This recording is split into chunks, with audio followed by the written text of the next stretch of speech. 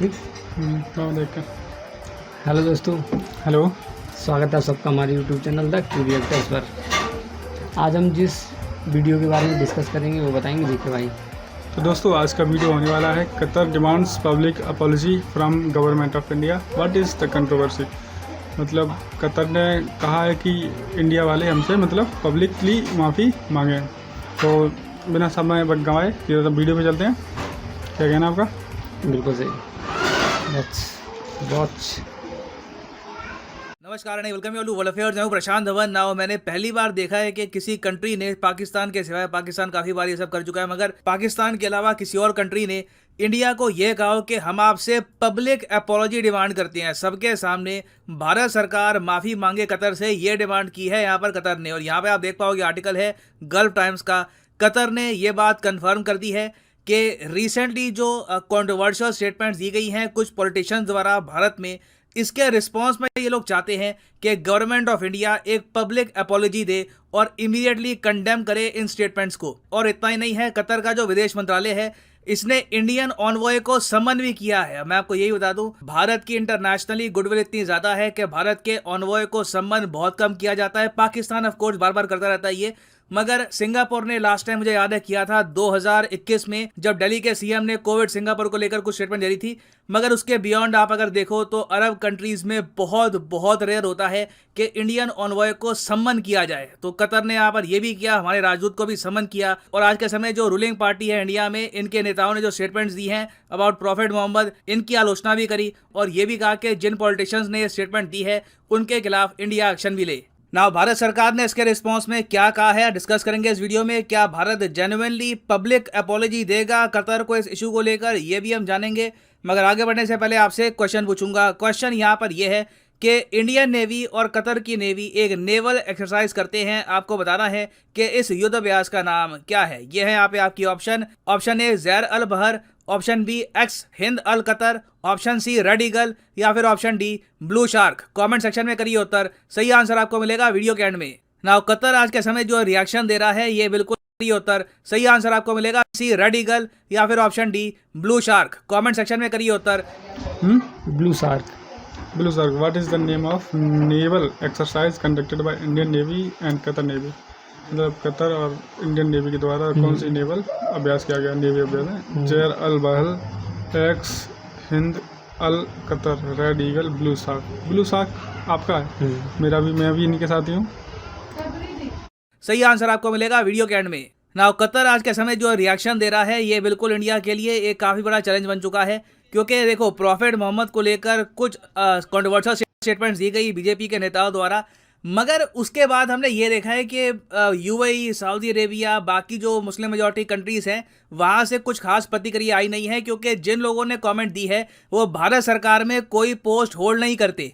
मगर कतर की सरकार यहाँ पर कह रही है कि जो स्टेटमेंट दी है यहाँ पर पॉलिटिकल पार्टी के नेताओं ने, इसके रिस्पांस में इंडियन गवर्नमेंट को माफी मांगनी चाहिए। और इतना ही नहीं है, रिसेंटली ये भी देखा गया कि बॉयकॉट इंडिया ये एक ट्रेंड चला है कतर के सोशल मीडिया पे। हालांकि देखा गया कि बहुत सारे जो ट्विटर हैंडल है जो इस हैशटैग को प्रमोट कर रहे थे वो पाकिस्तान की साइड से रहे। कई लोग थे जो कतर को बिलोंग नहीं करते थे, वो भी यहाँ पर ट्वीट कर रहे थे। मगर इवेंचुअली इसका प्रेशर आया है कतर की सरकार पे और इन्होंने इन टर्न इंडिया के खिलाफ ये सब बोलने का फैसला किया। और मैं आपको ये बता दूं, कतर ने इंडिया के अगेंस्ट ये सब स्टेटमेंट्स दी है एक ऐसे टाइम में जब हमारे वाइस प्रेसिडेंट वेंकैया नायडू साहब कतर में गए हैं एक बहुत ही इंपॉर्टेंट विजिट के लिए। यहाँ पर आप देख पाओगे इंडिया के वाइस प्रेसिडेंट इनको ग्रीट कर रहे हैं, कतर के प्राइम मिनिस्टर। इनका वेलकम काफी भव्य तरीके से हुआ है और बहुत सारे पॉजिटिव एस्पेक्ट्स के बारे में यहाँ पर बातचीत करी गई है। इंडिया कतर रिलेशंस को स्ट्रॉन्ग बनाने की बात करी गई है। तो कुछ बीच में फेक न्यूज़ भी उड़ रही है पाकिस्तान की साइड से कि कतर की सरकार ने वेंकैया नायडू जी के साथ जो इनका डिनर था ये कैंसिल कर दिया प्रोटेस्ट में।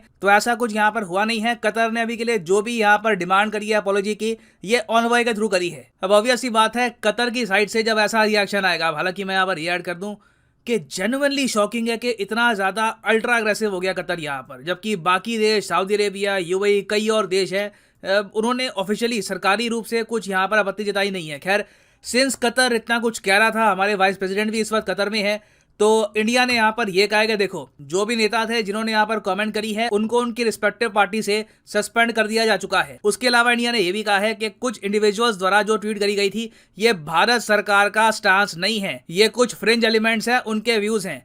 हमारी सिविलाइजेशनल हेरिटेज है कतर के साथ और हम उस रिलेशन को वैल्यू करते हैं। Strong action has been taken against those who made derogatory remarks. जिन लोगों ने भी प्रॉफेट मोहम्मद के बारे में कंट्रोवर्शियल स्टेटमेंट्स दी थी उनके खिलाफ एक्शन लिया गया है, ये बात क्लियरली लिखी है स्टेटमेंट में। और आगे इंडिया ने यह भी कहा है कि कतर को ध्यान रखना चाहिए कि कई एलिमेंट्स हैं कतर इंडिया के रिलेशंस के बाहर के लोग, वो चाहते हैं कि इंडिया कतर के रिलेशंस खराब हो जाए, तो उनकी जो स्टेटमेंट्स है, उनकी जो आइडियोलॉजी है, ये हावी ना हो जाए इंडिया कतर रिलेशंस पर। इसके बारे में कतर को ध्यान रखना होगा। तो इस पूरे रिस्पॉन्स में आप देखोगे भारत सरकार ने अपोलोजाइज नहीं किया है कतर को, और मुझे लगता भी नहीं है कि कतर की सरकार को इंडिया ओपनली अपोलोजाइज करेगा, क्योंकि अगेन जिन लोगों ने ये कमेंट करी थी वो गवर्नमेंट में कोई ऐसा नहीं है कि कोई बहुत बड़ी पोस्ट पे थे, या फिर वो मैटर करता है कि वो लोग क्या कह रहे हैं इंडिया की पॉलिसी के बारे में। हाँ, यहाँ पर मैं एक और बात ये भी क्लियर कर दूं कि अगर आप यहाँ पे अज्यूम कर रहे हैं कि इंडिया ने ये सब जो अभी एक्शन लिया है ये इसलिए लिया होगा क्योंकि कतर तो ऑयल रिच कंट्री है ना, यहाँ पे तो गल्फ कंट्री है, अरब कंट्री है, तो इसका आंसर है नहीं। देखिए, इंडिया कतर से ऑयल परचेज नहीं करता, ये बात मैं यहाँ पर क्लियर कर दूं। 2009-10 के आसपास करता था। पिछले कुछ सालों में आप अगर देखो तो इंडिया ने कतर से ऑयल परचेज नहीं किया है। एक्चुअली आप अगर देखें तो इंडिया ने ओमान से ज़्यादा ऑयल परचेज किया है, मैक्सिको से, रशिया से, ब्राज़ील से, मगर कतर से हम लोग ऑयल परचेज नहीं करते। हम लोग एक्चुअली कतर से प्राइमरली परचेज करते हैं LNG लिक्विफाइड नेचुरल गैस और LPG लिक्विफाइड पेट्रोलियम गैस। और ये जो परचेज है ये भी आसान नहीं है कि बहुत बड़े स्केल पर है। इंडिया का जो टोटल इंपोर्ट है कतर से, इसकी कॉस्ट आती है करीब $7.9 बिलियन। कतर इंडिया का जो ट्रेड है आप अगर देखो तो ये $9.2 बिलियन के आसपास होगा। इंडिया बांग्लादेश का ट्रेड इससे काफी ज्यादा है compare to India Qatar trade. तो यहाँ पर देखिए कुछ डिपेंडेंसी की बात नहीं थी। ऐसा नहीं है कि कतर के बिना हमारी इकोनॉमी नहीं चलेगी, ये कुछ बहुत ही इंपॉर्टेंट रिसोर्सेज देते हैं हमको, ऐसा कुछ है नहीं। बट स्टिल रिलेशंस हैं हमारे कतर के साथ, और इन्होंने यहाँ पर बोला कि हम हर्ट फील कर रहे हैं कुछ स्टेटमेंट्स को लेकर, तो इंडिया ने यहाँ पर उसके ऊपर एक्शन लिया है। और वैसे मैं आप सब लोगों को भी कहूँगा कि ये काफ़ी सेंसिटिव टाइम चल रहे हैं आज के समय। सोशल मीडिया एक बहुत ही पावरफुल टूल है। आप सब लोग रिप्रेजेंटेटिव हैं अपने देश के, आपके पास सोशल मीडिया अकाउंट है, आप कुछ भी वहां पे कमेंट करते हैं, पॉसिबिलिटी है कि एक बार को वो कमेंट दुनिया में कई लोग देखें जो हो सकता है कि इंडिया के फ्रेंडली कंट्री से भी बिलोंग करते हों।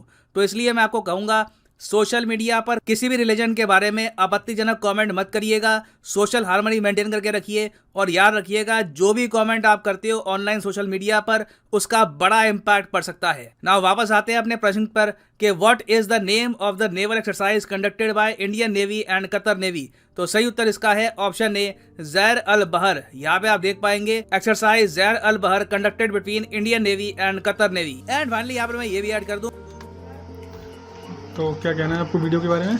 वीडियो काफ़ी अच्छा था, लेकिन वीडियो में एक चीज़ देखिए यार, जहाँ कहीं भी हो ये बात सच है कि अगर किसी की बराबरी ना कर सको तो उसकी बुराई करना स्टार्ट कर दो। बिल्कुल। ये कहाँ की बात है, ये गलत है यार।